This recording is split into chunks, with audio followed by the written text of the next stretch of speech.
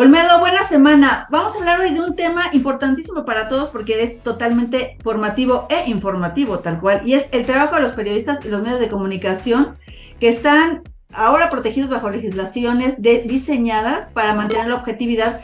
Hoy que la tecnología nos tiene inmersos a todos y digamos que a casi todo el mundo, fuera digamos, China, ¿no? Que tiene sus propias plataformas, pues la verdad es que todos nos informamos mediante las plataformas que son hechas, dirigidas y crecen y están en Silicon Valley. O sea, ellos digamos que son el filtro de lo que recibimos. ¿Cómo estás?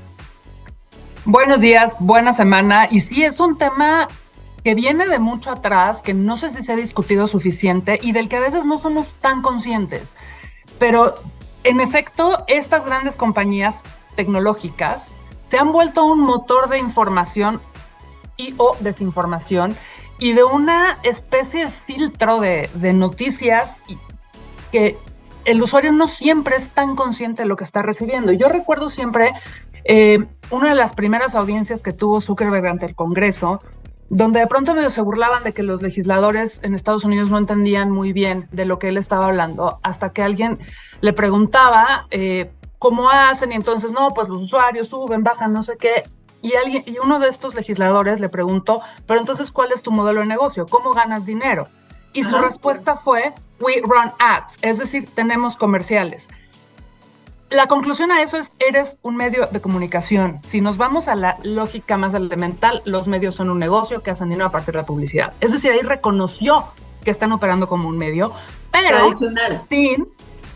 pero sin el accountability de un medio, porque si un periódico, un canal de televisión publica una mentira franca, pues uno sabe quién es la persona a la que tiene que decir, oye, esto no es cierto. En el caso de las redes, justo una de sus grandes defensas ha sido, pues yo no soy, yo nada más ahí dejo que lo pongan, ¿no? Pero al mismo tiempo, sí es cierto que privilegian ciertos contenidos, que le dan boost a aquellos que tienen mucho tráfico, aunque ese tráfico venga de escándalos, de mentiras, de lo que sea, ¿Qué es y lo que no más hay esa ves? responsabilidad, claro, por Te vas al supuesto. algoritmo, es el que más clics tiene, es el que entonces el algoritmo más va a estar fomentando. Absolutamente.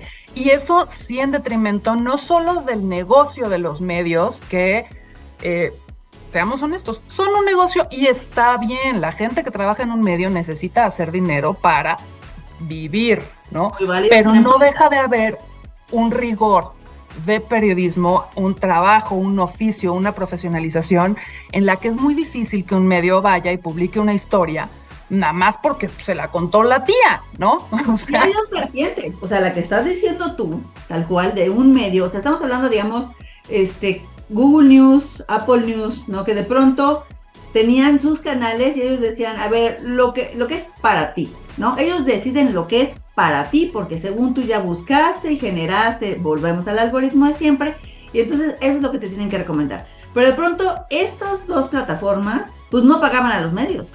O sea, se volvían claro, un sistema informativo que no pagaban por los contenidos y tampoco decían la fuente.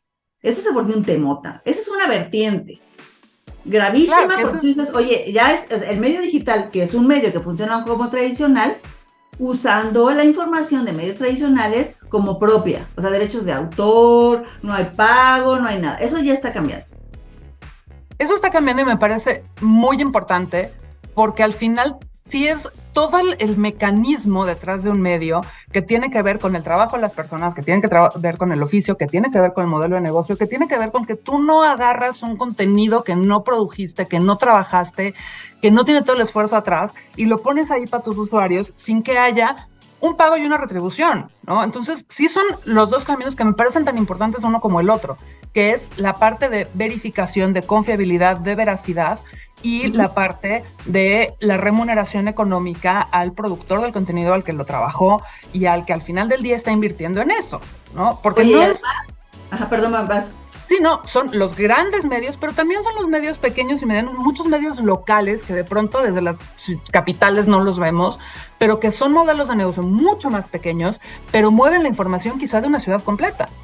Y además esos los tronaron brutalmente. Es como cuando te llega en un pueblo chiquito, te llega un Walmart, ¿no? Y de pronto ya todo el mundo dice, ah, bueno, es que ya encuentro todo y aquí nada más encuentro la fruta, entonces tengo que ir a la fruta, tengo que ir a la farmacia, y allá encuentro todo. Entonces de pronto parece que no, pero sí han acabado con muchísimos negocios, y eso pasó con los medios chiquitos, ¿no? Que de repente es, ya no tengo forma, porque tú no me estás pagando, me estás robando la información, porque sí era un robo, perdón, y entonces ellos ya no tenían entrada de dinero. Esa es una, pero también tú, me voy a regresar al principio de tu conversación, cuando dices, es que cuando le preguntan a Zuckerberg, espérame, vamos a hablar de Cambridge Analytica, de ese juicio que estás hablando, pero ya de la parte de cuando empiezan a utilizar los motores de, digamos, de conocimiento, el Big Data de las plataformas sociales, para saber qué necesita la gente escuchar, cómo se siente en lo psicológico, en lo emocional, en lo académico, para saber qué quiere comer esa persona. Vamos a ponérselo en charola de plata, pero con nuestros propios intereses.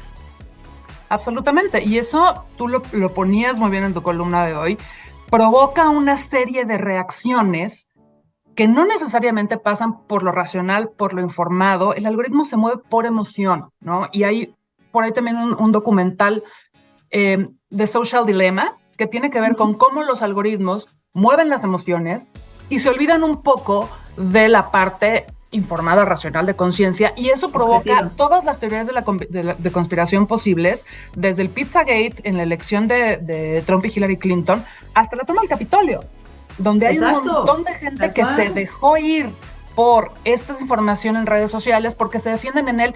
Te lo comparte alguien en quien confías. Yo confío profundamente en mis amigos y en mi familia, pero si me mandan un tratamiento contra una enfermedad, pues no se los va a creer ellos, lo va a creer un médico, ¿no? O sea, aun por mucho que los quiera. Aquí la gente se dejó ir con esa información, e incluso hay testimonios de gente que llegó al Capitolio y en ese momento se dio cuenta de que le habían mentido. Pero el daño estaba hecho, y muchas veces las plataformas y principalmente Facebook se defienden diciendo que ellos evalúan si lo publicado en la plataforma, aunque no sea cierto, representa un real world harm, es decir, un daño en el mundo real. Perdón, lo hemos visto en muchísimos casos en el que sí, eso se traslada a que una persona sale a la calle y recibe un daño físico por las teorías de la conspiración que se movieron dentro de Facebook. Así es, y como los seres humanos, o sea, una ley sociológica dice que aprendemos tal cual como changuitos por imitación. Es parte de que nosotros somos mamíferos súper desarrollados, pero somos mamíferos. La imitación es parte de la esencia del aprendizaje y conductualmente así es como funcionamos. Pero lo interesante de todo esto además es como vemos cómo si Estados Unidos y Rusia se odian, de repente Trump y Putin se empezaron a querer en el momento que él necesitó la presidencia. Y entonces empezó todo esto que estamos hablando como una tormenta perfecta para las fake news.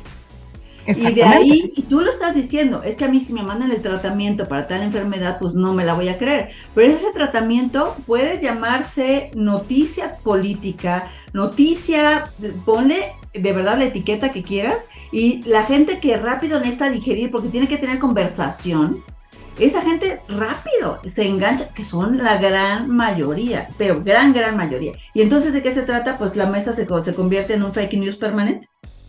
Claro, porque además, y esto es un fenómeno del que se ha hablado muchísimo, que son las famosas cámaras de eco, en donde el algoritmo te retroalimenta lo que crees, lo que piensas, te arroja una serie de contenidos que refuerzan tu convicción y tu creencia, y entonces más vas pensando que es la verdad, porque nunca te contrasta, porque nunca te manda algo que pueda ir en contra. Y una de las esencias del conocimiento en el ser humano es el contraste de opiniones.